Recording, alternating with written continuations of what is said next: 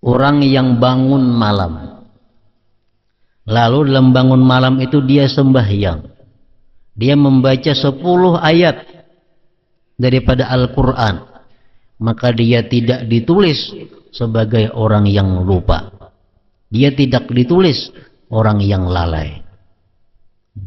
Artinya kita bangun malam hari, baik pukul 4 bangunnya, sembahyang kita 2 rakaat, membaca 10 ayat, Fatihah 7 sudah, 2 rakaat 14, asal di malam hari. Lam yuktab minal ghafilin, tidak ditulis dia orang-orang yang lalai, yang lupa kepada Allah. Supaya jangan kita dicap oleh Allah orang yang lalai, yang lupa kepadanya, artinya minimal 10 ayat di tengah malam itu yang dibaca. Lam yuktab minal ghafilin, dia kada ditulis sebagai orang yang lalai. Umur yang diberi berkat oleh Allah Subhanahu wa ta'ala itu ialah umur yang dimanfaatkan untuk ibadah kepada Allah. Sedangkan umur yang tidak diberkati itu ialah umur yang tersia-sia, waktu yang terbuang-buang untuk hal-hal yang kada ada manfaatnya, apalagi waktu atau umur digunakan untuk maksiat kepada Allah Subhanahu wa ta'ala. Nah, ini umur yang tidak diberkati oleh Allah Subhanahu wa ta'ala. Ada satu kelompok lagi yang bekerja kedua-duanya. Dia urusan akhirat dilakukannya, urusan amaliyah ibadah diperbuatnya, urusan kehidupan dunia pun dilakukannya. Nah, orang seperti ini fahum minal mukhatarin, mereka ini pun masih tergolong orang-orang yang dalam keadaan bahaya. Makanya banyak hadis-hadis daripada Rasulullah yang menyuruh kita membaca ini di waktu petang, baca ini di waktu pagi, baca ini di waktu malam. Nah, ini apa gunanya? Supaya kita bisa menjalankan apa-apa yang disuruh oleh Rasulullah itu dengan mudah.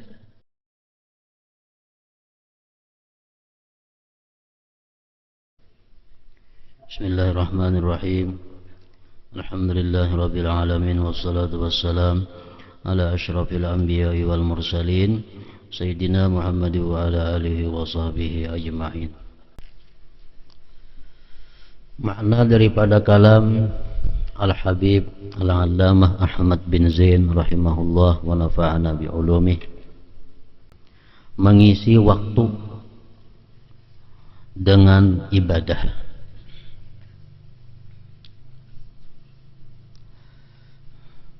Wa'mur bi awradil ibadati umrakal fani wa sa'atiz zamanil muzmi'i.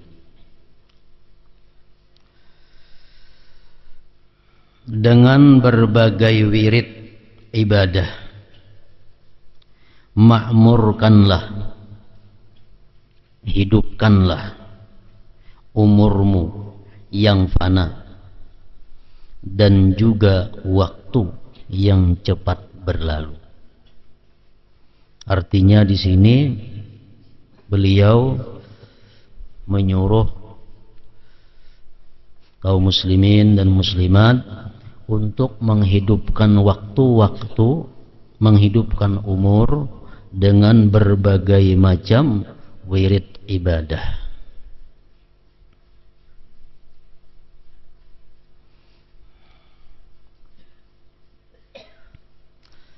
Umur yang diberi berkat oleh Allah Subhanahu wa ta'ala itu ialah umur yang dimanfaatkan untuk ibadah kepada Allah.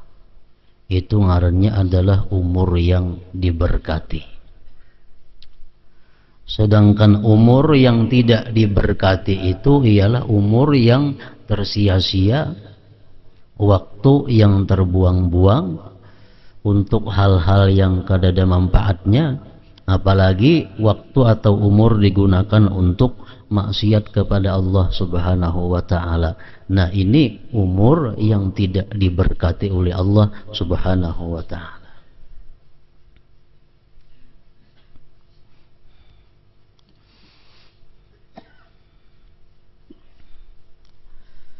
Yahya bin Mu'adz, salah seorang aulia Allah, mengatakan, ujar Sidin, sepenglihatanku, sepengetahuanku, manusia itu ada beberapa macam golongan. Rajulun shaghalahu ma'aduhu an ma'asih. Ada golongan manusia yang sibuk, artinya yang menghabiskan waktunya untuk persiapan-persiapan hari akhirat, sehingga dia tidak sempat lagi mengurusi urusan-urusan yang sifatnya adalah duniawi. Nah, jadi artinya orang ini sebagian besar waktunya, 24 jam, sebagian besar waktunya digunakannya untuk ibadah, untuk hari kembali. Maka jasidin fahum minal faizin, maka mereka itu adalah orang-orang yang beruntung. Itu orang yang beruntung. Ada lagi kaumun syagalahum ma'ashuhu an ma'adih. Ada lagi golongan manusia yang disibukkan oleh urusan kehidupannya sehingga melalaikan daripada urusan hari kembalinya. Artinya ada manusia-manusia yang menghabiskan waktunya dalam sehari semalam ini, menghabiskan umurnya untuk urusan-urusan kehidupan duniawi. Ini waktunya, pikirannya, umurnya tercurah untuk itu, sehingga kada sempat lagi inya mengerjakan ibadah amaliyah untuk persiapan hari kembali. Nah, fahum minal halikin, maka mereka itu adalah orang-orang yang sudah binasa, orang-orang yang sudah celaka. Kenapa? Karena dia akan kembali ke suatu tempat yang tidak dia siapkan sebelumnya. Ada golongan yang ketiga, wa qaumun yastagilu bihima. Ada satu kelompok lagi yang bekerja kedua-duanya. Dia urusan akhirat dilakukannya, urusan amaliyah ibadah diperbuatnya, urusan kehidupan dunia pun dilakukannya. Nah, orang seperti ini fahum minal mukhatarin, mereka ini pun masih tergolong orang-orang yang dalam keadaan bahaya. Masih dalam keadaan bahaya. Jadi apabila kita membagi waktu kita, membagi umur kita, separuh untuk urusan akhirat, separuh untuk urusan dunia, nah ini masih dalam keadaan bahaya. Masih dalam keadaan bahaya. Nang beruntung cuma adalah satu orang nang menghabiskan umurnya itu kebanyakan dalam hal urusan akhirat, sedikit urusan dunia. Perkataan Yahya bin Mu'adz radhiyallahu anhu.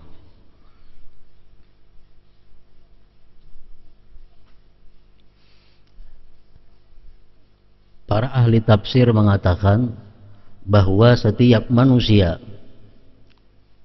yang berhadapan dengan malaikat maut itu pasti manusia ini minta timpu. Pasti manusia ini minta diberi sedikit lagi umur.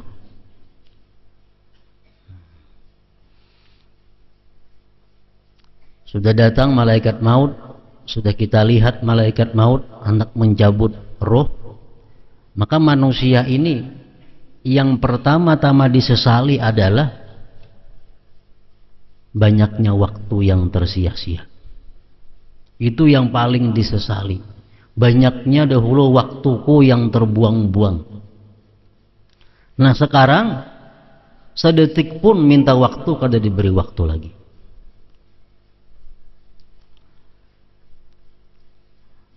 Laula akhartani ila ajalin qarib fa asaddaqa wa akum minas salihin.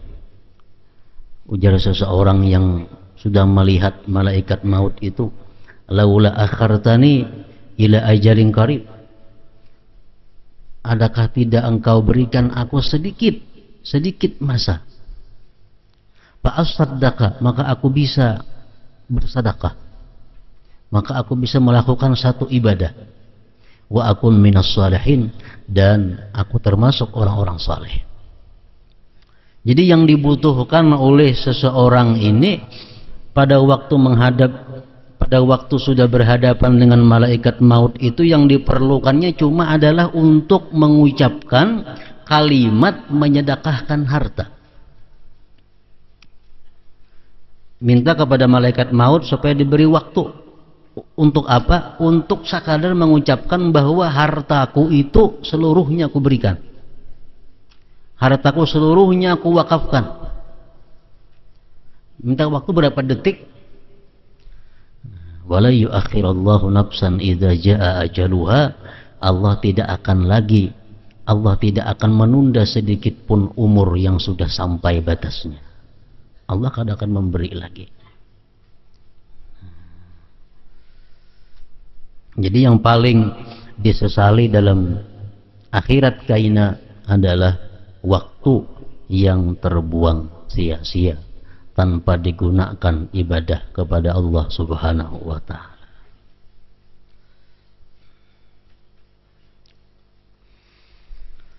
Dalam bait di atas, Sayyid Abdullah bin Alawi Al-Haddad rahimahullahu ta'ala mewasiatkan agar manusia memanfaatkan umur dan waktu yang berlalu dengan cepat, membawanya menuju tanah airnya, yaitu negeri akhirat.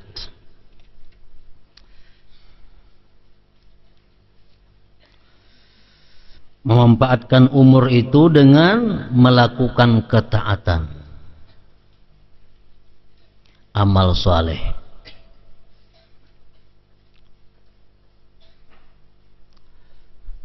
Sebagaimana telah diwahyukan dan diwasiatkan oleh Allah Subhanahu wa ta'ala dalam wahyunya, wa min ana'il laili fasabbih wa atrafan nahar la'allaka tardha. Dan bertasbihlah pula di malam dan siang hari supaya kamu merasa senang. Maksudnya merasa senang dengan pahala balasan yang akan diberikan oleh Allah Subhanahu wa ta'ala.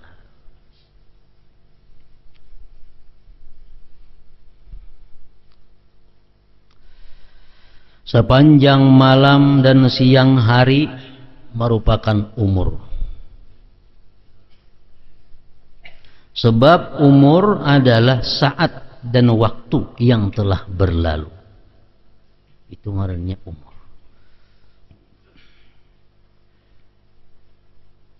Allah Ta'ala mewahyukan, wazkurisma rabbika bukratan wa asila wa minal laili fasjud lahu wa sabbihhu laylan tawila. Dan sebutlah nama Tuhanmu di waktu pagi dan petang, dan pada sebagian dari waktu malam sujudlah kepadanya, dan bertasbihlah kepadanya pada bagian yang panjang di malam hari. Rasulullah sallallahu alaihi wasallam mengatakan, ujar Nabi kita, wala yushaddad dina ahadun illa ghalabahu. Tidak ada yang menentang akan agama ini, melainkan agama itu pasti mengalahkan dia. Maksudnya, kalau kita hendak mengamalkan semua amalan-amalan yang disuruh oleh agama, pasti kita kewalahan. Pasti kita kewalahan. Kenapa? Karena dari subuh sampai ke subuh berikutnya itu ada amalan-amalan yang mesti dilakukan. Ada wirid-wirid yang dianjurkan untuk membacanya. Nah, jadi kalau kita hendak mengamalkan seluruh anjuran-anjuran agama ini, kita dikalahkan oleh agama. Kita kada mampu. Mampu paling di waktu muda, karena sudah waktu tua kada mampu lagi. Nah lalu ujar Nabi kita, wa qaribu wa saddidu fasaddidu wa qaribu wa abshiru. Kalau kadakawa menjalankan anjuran-anjuran agama itu seluruhnya, maka ambillah nang dekat. Ambillah nang dekat. Artinya kalau kadakawa samuaan, nang parak samuaan barang. Nang kadakawa parak samuaannya barang. Jadi artinya kalau kita kadakawa mengambil keseluruhan agama, ibadah-ibadah yang dianjurkan agama itu, maka kita ambillah yang apa kita mampu untuk melakukannya. Wasta'inu bil ghadwati war rauhati wa syai'in minad duljati wa syai'in minad duljah, dan mintalah pertolongan ujar Nabi di waktu pagi, di waktu petang, dan di waktu sedikit malam hari. Artinya kalau kita kadakau beribadah full 24 jam kepada Allah Subhanahu wa taala, kita ambil 3 waktu. Waktu yang pertama ghadwah, waktu pagi, yang kedua rauhah, waktu petang, yang ketiga wasyai'in minad duljati, dan sedikit daripada malam. Nah, kalau kita kadakawa menghabiskan waktu itu untuk wirid, untuk taat kepada Allah. Makanya banyak hadis-hadis daripada Rasulullah yang menyuruh kita membaca ini di waktu petang, baca ini di waktu pagi, baca ini di waktu malam. Nah, ini apa gunanya? Supaya kita bisa menjalankan apa-apa yang disuruh oleh Rasulullah itu dengan mudah. Ada amalan yang disuruh Nabi kita membaca pagi sore. Ada amalan yang disuruh Nabi kita membaca pagi aja. Ada amalan yang disuruh Nabi kita membaca petang aja. Nah, ini apa? Untuk memudahkan kepada kita. Padahal amalan yang jam 8 mestinya ada, jam 9 ada, jam 10 ada, 11 ada, 12 ada, 1 ada, 2, jam 3 ada, sampai 24 jam itu sebenarnya ada wirid-wirid yang dibaca. Cuma kita kada mampu, kita dikalahkannya.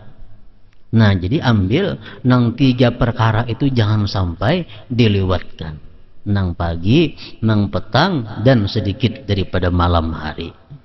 Syai'in minad duljah.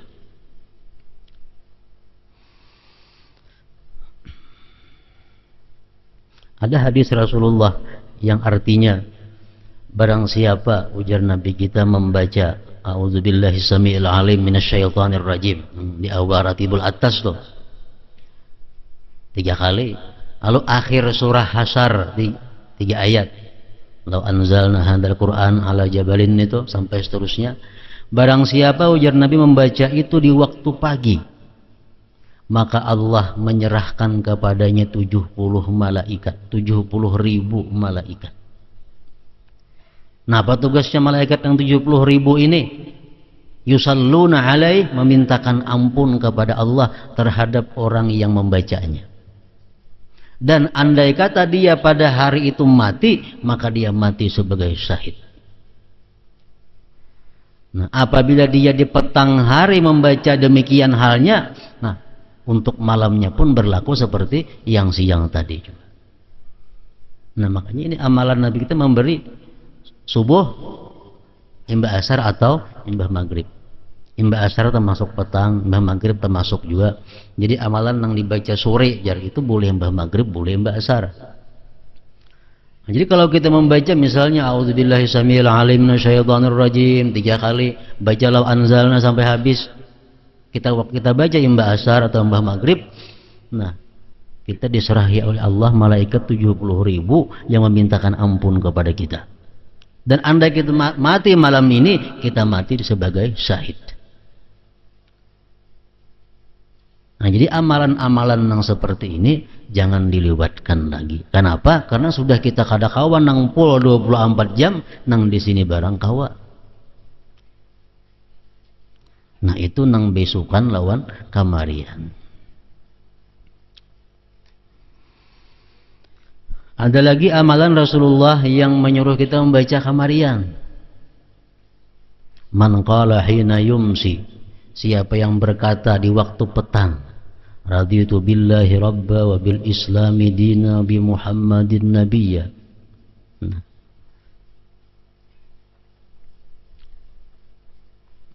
pastilah Allah Subhanahu wa taala akan memberikan keridhaan kepadanya. Karena haqqan 'ala Allah ayyurdiyahu. Pasti Allah akan meridai orang tersebut. Kalau kita kamarian baca, baik imbah asar atau imbah maghrib, raditu billahi rabba wa bil islami dina wa bi Muhammadin nabiyya. Allah meridai akan dia. Nah ini nang di kamarian. Nang bisukan. Hadis Rasulullah mengatakan man shalla salatal fajri wa jalasa fi makanihi hatta tatlu asy-syamsu a'tahu Allah taala asyra khisal. Barang siapa sembahyang subuh kemudian dia terus berzikir di tempatnya sampai terbit matahari jam 6. Nah, apa kalau dibaca? Imam Ghazali membagi dalam kitabnya, hendaknya membaca Quran ada, membaca salawat ada, zikir ada, istighfar ada, sampai jam 6. Baik sembahyangnya berjamaah di masjid atau sembahyang sorangan di rumah, sembahyang subuh, tapi jangan beralih tempat duduk dari situ sampai terbit matahari. Allah akan memberikan dia 10 perkara. Pertama, taubah qablal maut. Diberi Allah tobat sebelum mati.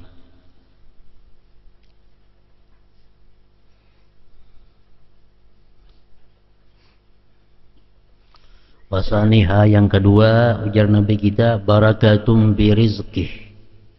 Barakah pada rezekinya. Rezeki yang berberkah ini rezeki yang menolong kita untuk ibadah. Rezeki yang berberkah itu rezeki yang membawa kita kepada taat lawan Allah. Kalau rezeki yang membawa kita kepada maksiat, itu rezeki yang tidak diberkati oleh Allah. Yang kedua, barakatun fi rizqih, barakah rezekinya. Wasalisuha yang ketiganya, salamatun fi badanihi, selamat pada badannya. Artinya kita kada akan karena penyakit-penyakit yang bisa mengurangi badan kita. Macam orang kena kusta itu kan mengurangi badan, ditatak. Selamat daripada badannya. Warabi'uha yang keempat, ujar Nabi, mahabbatun fi qulubil khalqi, kecintaan di hati makhluk kepadanya. Yang keempat, mahabbatun fi qulubil khalqi. Wa khamisuha yang kelima, yurfa'u anhu dikul aish, diangkat daripadanya kesulitan hidup, kepicikan hidup. Wasadisuha yang keenam, yakhruju minad dunya bi kalimatil ikhlas, dia keluar daripada dunia artinya mati mengucapkan kalimat ikhlas, la ilaha illallah. Wasabi'uha yang ketujuh, yuwassa'u qabruhu, diluaskan kuburnya. Wasaminuha yang kedelapan, yu'ta kitabahu biyaminih, diberikan kitab catatan amal dengan tangan kanannya. Watasi'uha yang kesembilan, yamurru ala sirat kal barqil lami', dia lewat di siratal mustaqim seperti kilat yang memancar. Wa ashiruha yang ke-10, yadkhulul jannata bighairi hisab, dia masuk surga dengan tiada hisab. Nah, ini orang nang sembahyang subuh duduk kada alih-alih Bebacaan, berzikir, berselawat, membaca Quran, membaca tasbih, membaca istighfar sampai terbit matahari. Nah, 10 perkara itu diberi oleh Allah Subhanahu wa ta'ala. Nah, ini amalan yang dianjurkan Nabi kepada kita waktu beisukan. Ada hadis lain lagi, sembahyangnya berjamaah. Sembahyangnya berjamaah dan duduk kada berpindah pada situ, bacaan berzikir sampai terbit matahari, kemudian dia sembahyang isyraq 2 rakaat, hanya buliknya ke rumahnya. Nah, itu dapat 10 perkara ini juga, ditambah lagi pahala haji yang mabrur, sempurna ujar Nabi kita.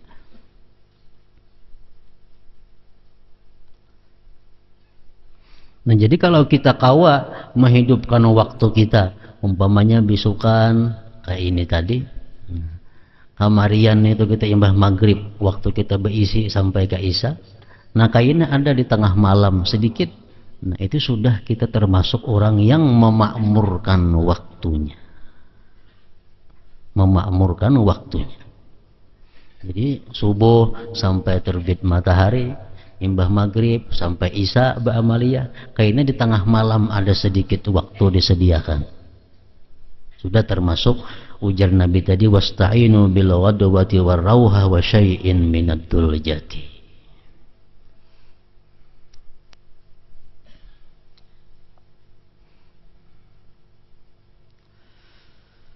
Allah Jalla wa Ala berfirman, wa aqimis salata tarafain nahar wa zulafan minal lail innal hasanati yudhibnas sayyiat. Dan dirikanlah salat pada kedua tepi siang, pagi dan petang, dan pada bagian permulaan malam. Sesungguhnya perbuatan-perbuatan yang baik itu akan menghapuskan perbuatan-perbuatan yang buruk.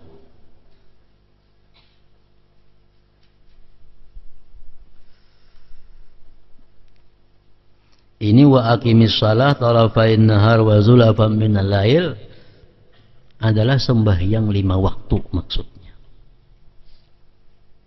Sembahyang subuh, zuhur, asar, maghrib, isya. Kita sembahyang yang 5 waktu itu adalah menghapuskan perbuatan-perbuatan yang buruk yang kita lakukan di sela-selanya, di tengah-tengahnya. Kita sembahyang subuh, imbas sembahyang subuh ada kita melakukan dosa-dosa, karena sembahyang zuhur menghapuskan dosa tadi. Imbas sembahyang zuhur melakukan pulang ada dosa-dosa, begitu sembahyang asar menghapuskan dosa-dosa tadi. Imbas asar berbuat dosa pulang, sembahyang maghrib menghapuskan dosa-dosa nang imbas asar itu sampai seterusnya. Nah, yuzhibna sayyiat. Asalkan ujar Nabi kita dijauhi dosa-dosa yang besar. Majtuni batil kabair, selama dijauhi dosa-dosa besar.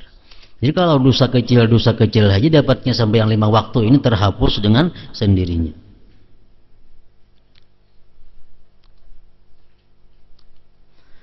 Menghapuskan perbuatan-perbuatan yang buruk. Amman huwa qanitun ana al-laili sajidan wa qa'ima yahdharul akhirata wa yarju rahmata rabbih qul hal yastawi alladhina ya'lamuna walladzina la ya'lamun. Apakah kalian wahai orang-orang musyrik yang lebih beruntung, ataukah orang yang beribadah di waktu malam dengan sujud berdiri sedang ia takut akan siksa akhirat dan mengharap rahmat Tuhannya? Katakanlah, apakah sama orang-orang yang mengetahui dengan orang-orang yang tidak mengetahui? Ini ayat adalah menganjurkan kepada kita untuk sembahyang di malam hari.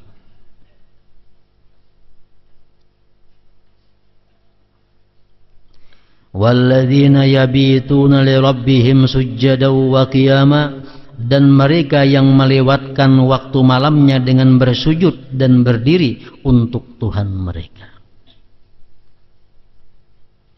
Rasulullah mengatakan, Ujar Nabi kita, man qama bi asyri ayatin lam yuktab minal ghafilin. Orang yang bangun malam, lalu dalam bangun malam itu dia sembahyang, dia membaca 10 ayat daripada Al-Quran, maka dia tidak ditulis sebagai orang yang lupa, dia tidak ditulis orang yang lalai. Artinya kita bangun malam hari, baik pukul 4 bangunnya, sembahyang kita 2 rakaat, membaca 10 ayat, Fatihah 7 sudah, 2 rakaat 14, asal di malam hari. Lam yuktab minal ghafilin, tidak ditulis dia orang-orang yang lalai, yang lupa kepada Allah. Wa man qama bi mi'ati ayah kutiba minal qanitin. Kalau dia bangun malam lalu dia membaca sempat 100 ayat daripada Al-Quran, maka dia ditulis sebagai orang-orang yang taat kepada Allah Ta'ala. Dia dicatat sebagai orang-orang yang taat kepada Allah. Wa man qama bi alfi ayah kutiba minal muqantarin. Siapa-siapa yang bangun malam dan kau membaca Al-Quran sampai 1000 ayat, maka dia itulah orang yang disebut banyak beribadah kepada Allah Subhanahu wa ta'ala. Nah, jadi untuk terhindar supaya jangan kita dicap oleh Allah orang yang lalai, yang lupa kepadanya, artinya minimal 10 ayat di tengah malam itu yang dibaca. Lam yuktab minal ghafilin, dia kada ditulis sebagai orang yang lalai.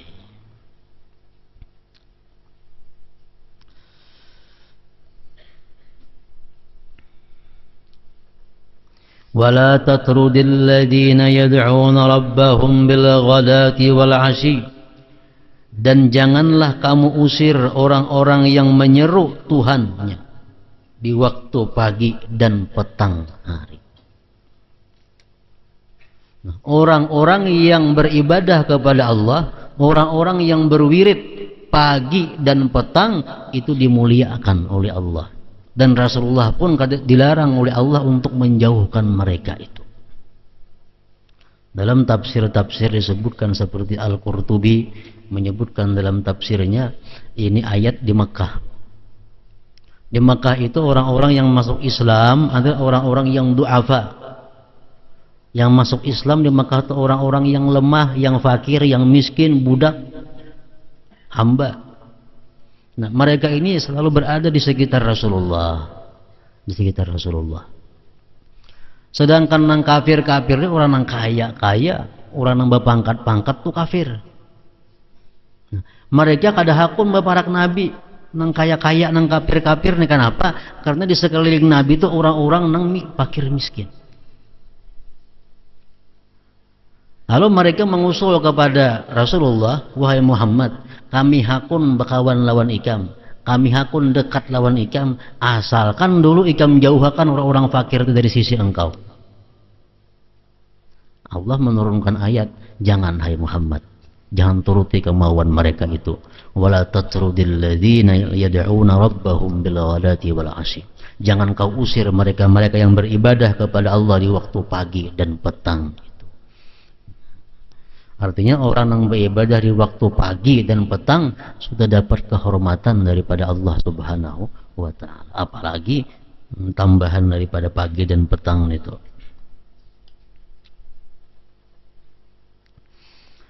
Mengisi waktu dengan mengamalkan berbagai wirid merupakan salah satu jalan untuk mendekatkan diri kepada Allah Ta'ala.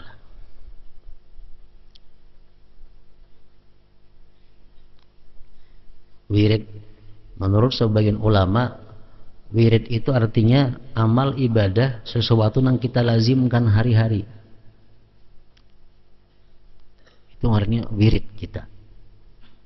Bisa kita sudah sembahyang subuh, kita membaca Quran, berzikir, bersalawat, beristighfar sampai pukul 6 kita gawi ini tuh artinya wirid kita. Itu sudah ngarannya wirid. Maghrib membaca 7 surah dan lain-lain sampai Isya, itu sudah kebiasaan kita, ngarannya adalah wirid. Nah, Sesuatu yang sudah dijadikan wirid itu disunatkan kita mengqadanya kalau kita ketinggalan. Karena sesuatu kesibukan, sesuatu keuzuran, ketinggalan, kita dianjurkan untuk membayarnya, mengqadanya di waktu yang lain. Mengisi waktu dengan mengamalkan berbagai wirid merupakan salah satu jalan untuk mendekatkan diri kepada Allah Ta'ala. Imamul Ghazali rahimahullah telah menjelaskan masalah ini secara terperinci dalam berbagai kitabnya, terutama dalam Ihya bab Tartibul Aurat. Dalam kitab Tartibul Aurat itu dijelaskan wirid-wirid orang yang hendak mendekatkan diri kepada Allah.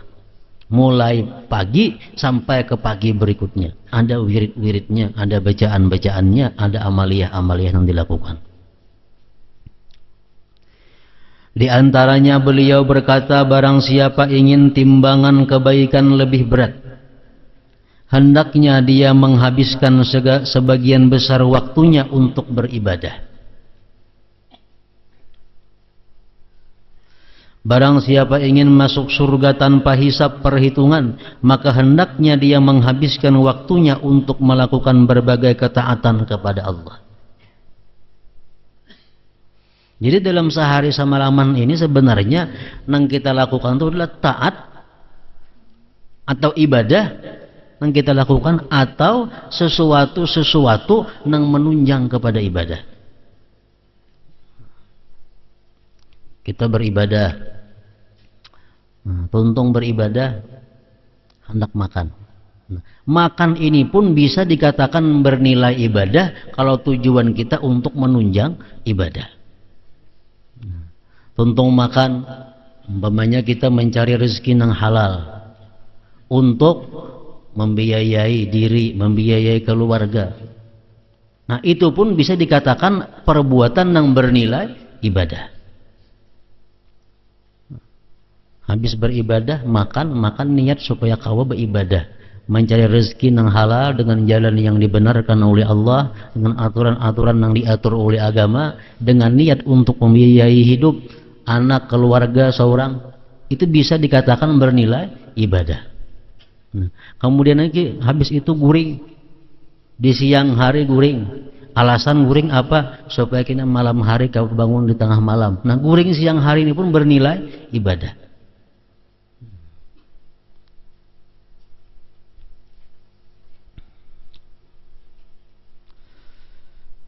Hendaknya dia menghabiskan sebagian besar waktunya untuk beribadah. Barang siapa ingin masuk surga tanpa hisab perhitungan, maka hendaknya dia menghabiskan waktunya untuk melakukan berbagai ketaatan kepada Allah Subhanahu wa Ta'ala. Nah, macam bini-bini sembahyang subuh, tuntung sembahyang subuh gana di bahasa apa? Sampai kayaknya pukul 6. Nah, semacam itu digawi. Bila bini-bini ini dapat melaksanakan macam itu, dapat 10 perkara daripada Allah tadi sudah. Tobat sebelum matinya, berkah rezekinya, semuaan tadi 10 macam. Nah, tuntungan itu karena bini-bini apa digawi? Menyempurnakan ini, menyempurnakan itu. Kalau niatnya ini adalah kebaikan, bernilai ibadah. Karena memasakkan nasi, menyangkakan iwak, sagan laki, sagan anak-anak sekolah, asalkan niatnya baik untuk itu, nilainya adalah ibadah. Betatapas, napasakan baju ini, baju itu, untuk anak, untuk semuaan, niatnya baik, bernilai ibadah. Karena kauyuhan, taguringan, niatnya baik, nilainya adalah ibadah. Jadi kawah aja seharian itu kita menggawi ibadah dan sesuatu yang mubah tapi nilainya adalah ibadah.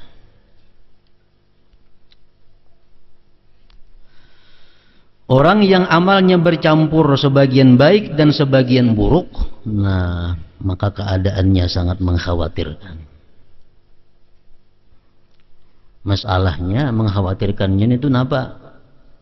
Kalau kita beramal, beribadah, umpamanya dibagi dua, ibadah ada dan kada ibadah ada, ini mengkhawatirkan. Sebabnya amal ibadah yang kita lakukan itu belum tentu diterima oleh Allah Subhanahu wa Ta'ala. Tapi kalau kita melakukan dosa, kita kada tobat, nyata dicatat sebagai dosa. Kita melakukan maksiat, ditulis dosa. Kalau kita tobat, amun diterima Allah tobatnya, ya dihapus berusia kada diterima. Makanya itu dalam bahaya, mengkhawatirkan. Akan tetapi dia tidak boleh berputus asa. Orang yang selama ini hidupnya banyak maksiat, banyak menghabiskan waktunya dalam hal-hal yang kada bermanfaat, itu kada boleh berputus asa. Semoga dengan kemurahannya Allah mengampuninya. Ibadah merupakan makna bagi semua amal saleh dan berhubungan dengan segala hal yang terdapat dalam inti dan cabang agama.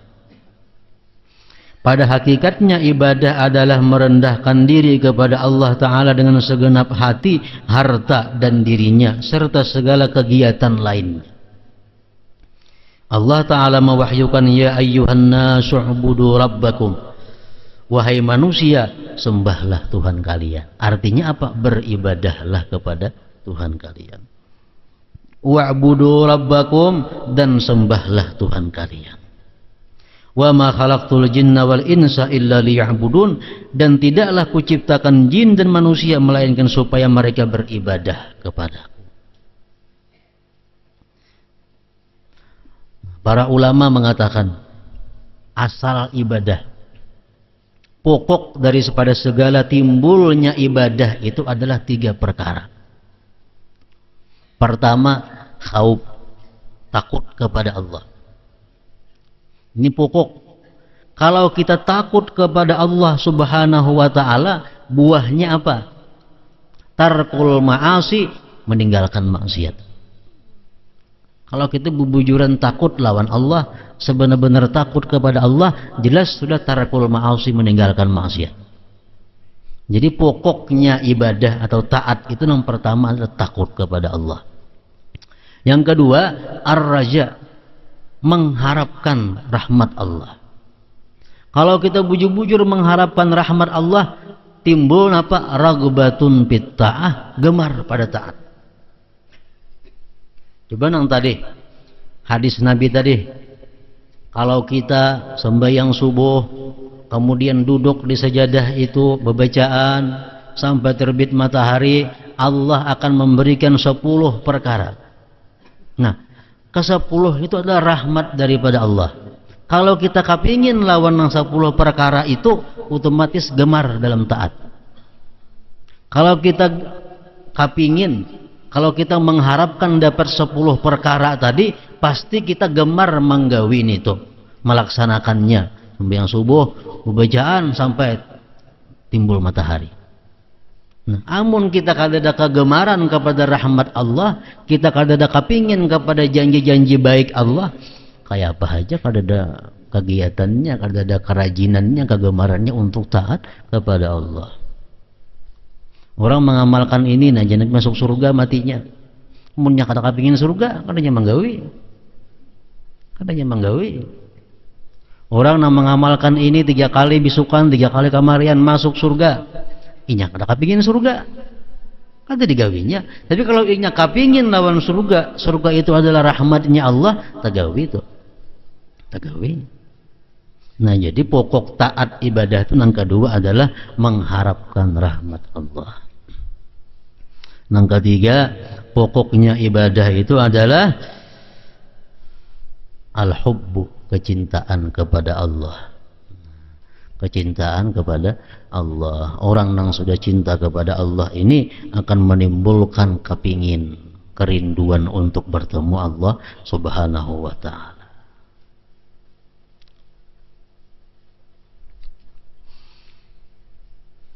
Sebagaimana ujar ba'du salaf tadi mengatakan, asal taat tadi ada 3, asal pokok maksiat pun ada 3.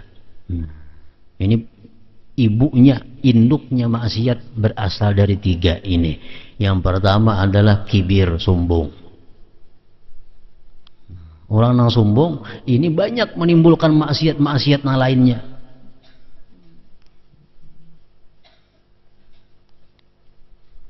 Yang kedua, al-hiris, tamak. Sifat tamak ini banyak menimbulkan maksiat. Mau mencuntan, tamak.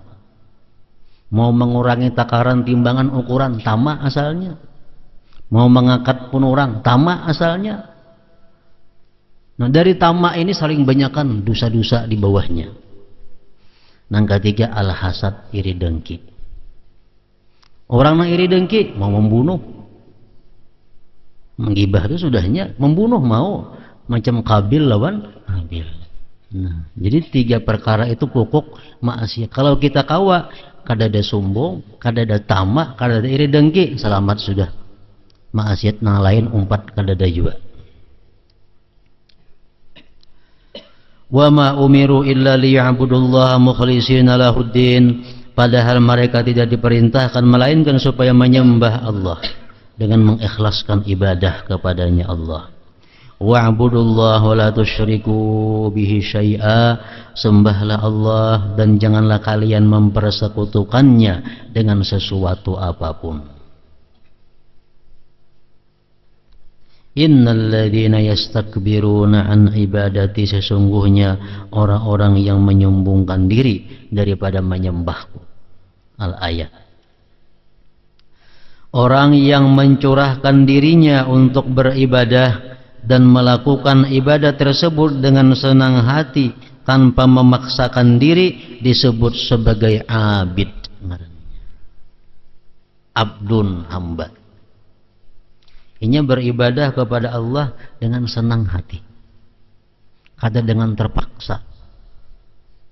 Nah, ini disebut ngarannya adalah abdul, hamba.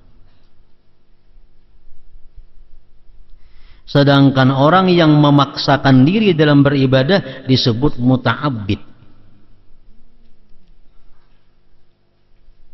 Orang yang melatih dirinya dengan susah payah agar bisa beribadah, itu ngarannya adalah muta'abbid. Dan seseorang itu kada bisa langsung menjadi abid kalau sebelumnya dulu muta'abbid. Maka